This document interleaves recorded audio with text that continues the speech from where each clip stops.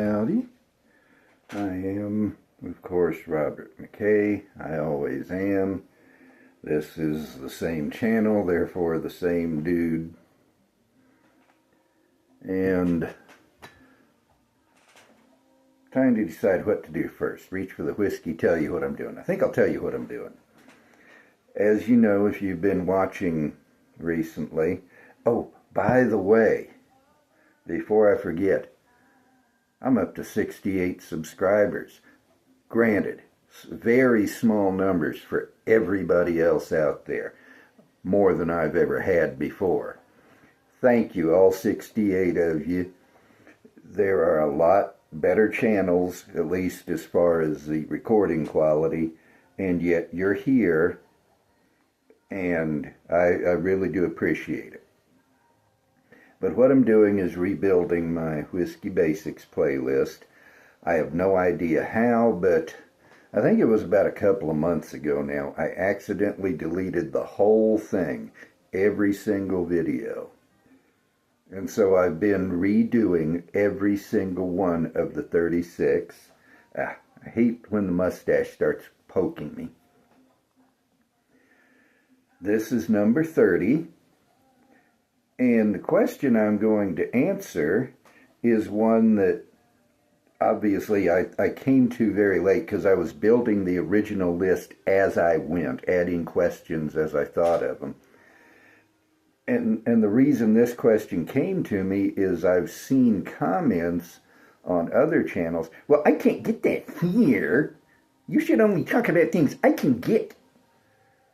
Well, the question then is, can you always get the same whiskey everywhere? From that snarky little imitation I did, I think you already know the answer, but let me now pour whiskey. I'm not even going to try to do it. I found out that when I try to get the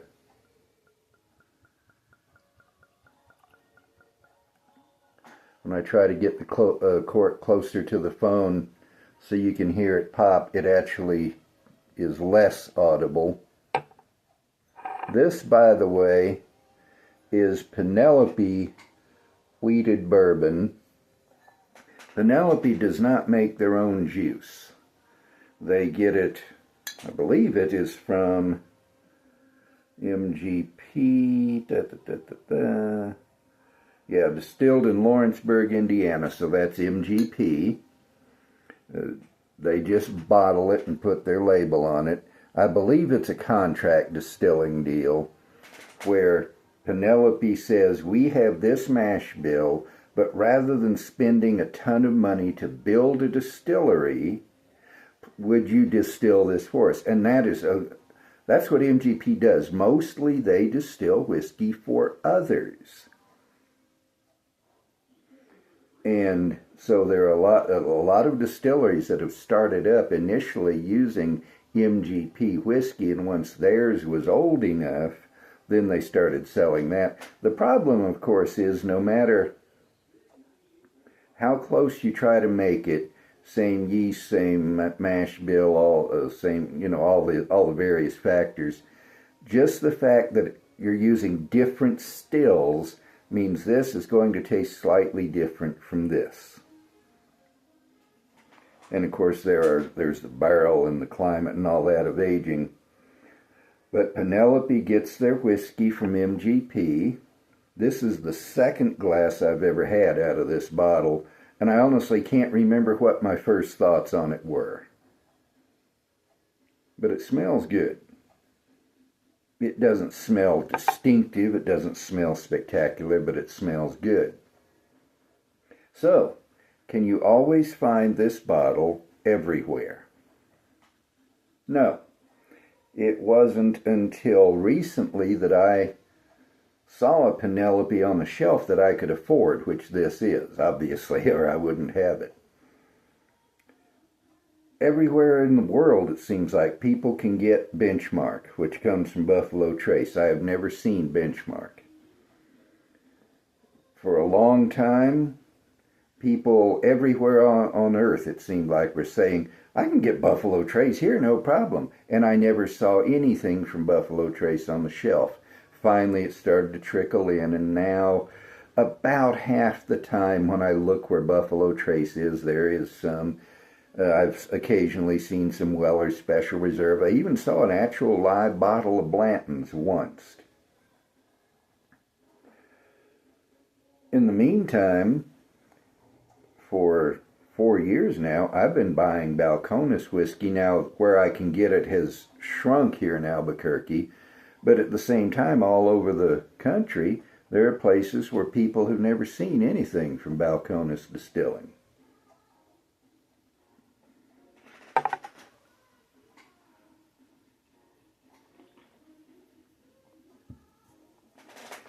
And to be honest, anybody who's been drinking whiskey any length of time at all should know this.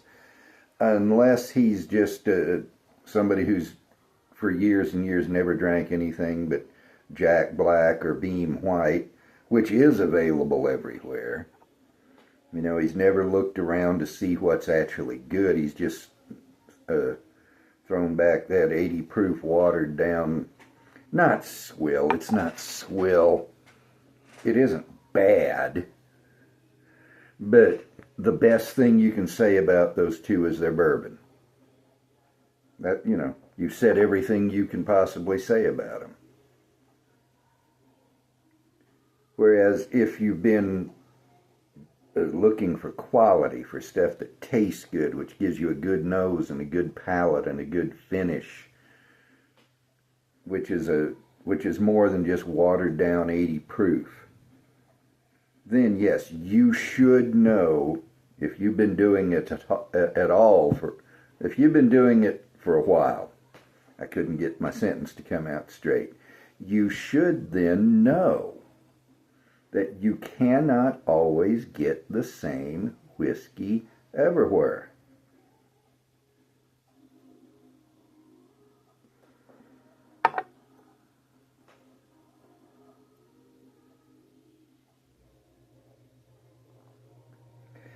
That wasn't a spectacularly good first sip from the second glass of Penelope wheated bourbon, but it sure was nice. It was honey and maybe a tinge of lemon.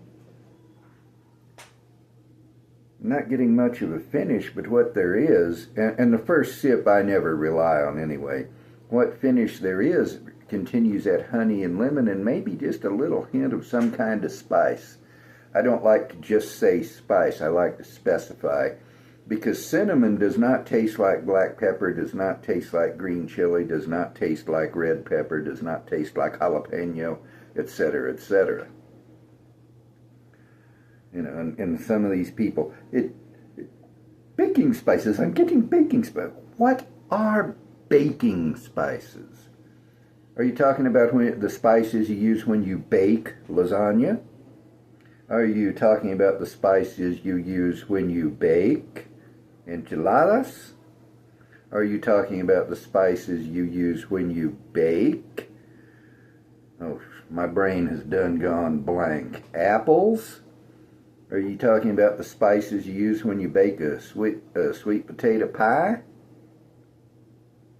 Each one of those is going to have different spices or different combinations of spices, and they're all baking. There are two things that really irk me because most often I think they're just laziness. One is saying, that's smooth. What does smooth mean? If when you say smooth, what do you mean? And you explain it. Okay, say that then. The only time I ever use smooth is when I'm talking about the mouthfeel, the actual feel of the whiskey in your mouth, on your tongue. Sometimes it's creamy, sometimes it's oily, sometimes it's buttery, sometimes it's thick, sometimes it's thin, sometimes it's watery. And sometimes the best word to describe the mouthfeel is smooth. But if you say it tastes smooth, what does that mean? And the other is baking spices.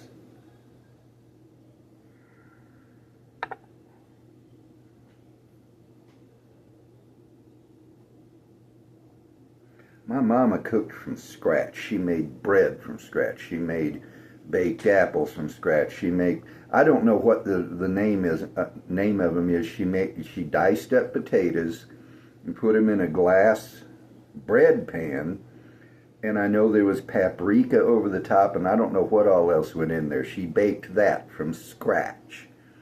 She made biscuits and sausage gravy from scratch. She made pancakes from scratch. She never once used baking spices. She had a bunch of spices and she used individual ones in whatever she was making. She never used pumpkin spice.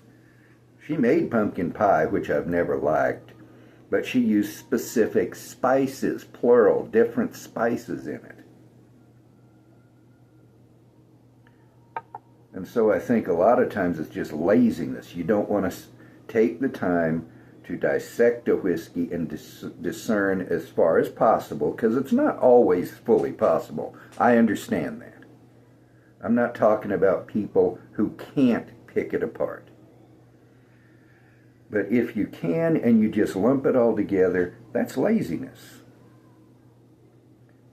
And I said there were two things, and I can't think what the other one was. And the laziness was the main one anyway. And there are times when, yes, I have trouble discerning specific notes. I get a general impression, but I can't always get a specific note. In that case, I say so. I've only done it once, and I can't remember what the whiskey was now. I think it was in a written review on Distiller, but there was some whiskey or another where, try as I might, I couldn't separate out these specific spices, and so I just had to say, it's spicy, but I explained what was going on. Meanwhile, back at the ranch, the cows were singing opera. Yeah, it was a strange ranch. I think it was Ross Perot's ranch. You probably don't remember him in, I think it was 1992.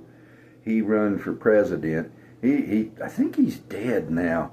He dropped out of sight not long after that. He was a filthy rich dude, little sawed-off Texan, kind of an embarrassment to Texas. Rush Limbaugh called him a hand grenade with a bad haircut.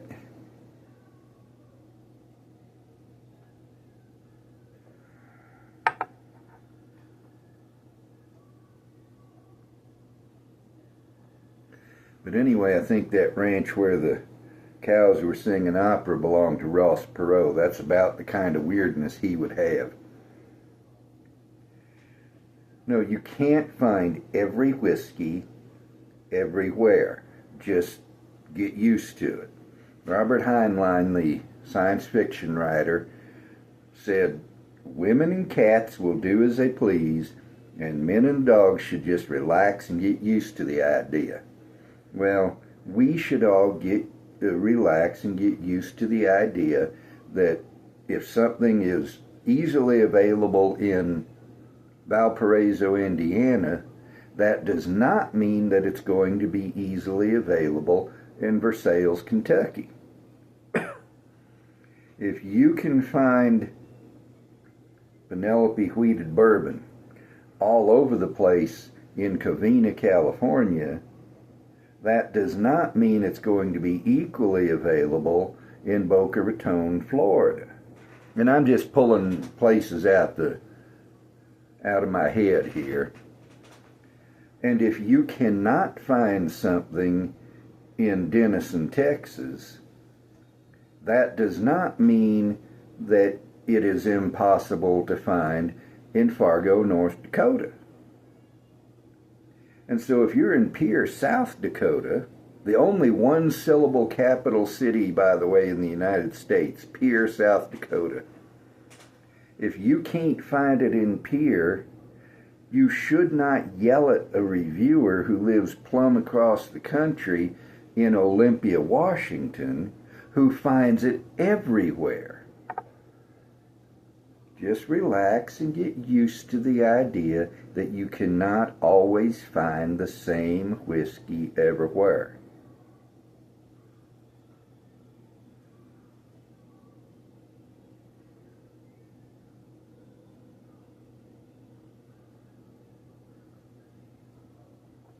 Got a little time, so I thought I'd tell you more about this whiskey. It's got a creamy mouthfeel, a little bit thin, but not too bad. Ooh, the finish is getting me there.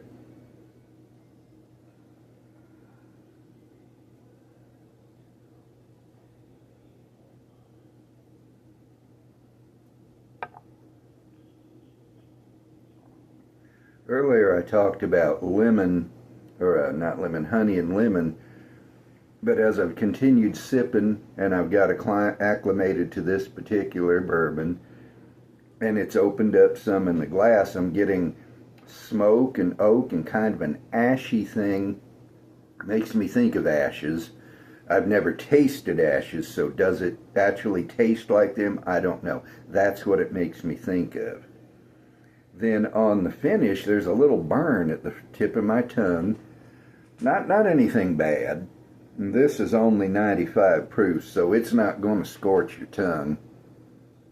And then along with that slight little burn, there is definitely oak on the finish, and it's slowly morphing into semi-sweet chocolate. And oak, for me, very frequently becomes a chocolate note. It's very seldom that I get oak that remains oak. So this isn't a spectacular whiskey. I've had better, but I've certainly had worse. This bottle cost me $39.99, so $40 at Kelly Liquors. I'll be honest, unless it opens up some and becomes better, I don't know that I'll buy it again, because there's plenty of $40 whiskey out there that at this point at least is better than this. But it might open up, it might become better. Remember, this is only the second glass. And who knows, I may wind up buying it again. That's the neat thing about whiskey. As you go down the bottle, you might change your opinion. It might improve, or it might retrograde. At any rate, I'm coming up on 18 minutes, and so I'm going to say to y'all, here's mud in your eye.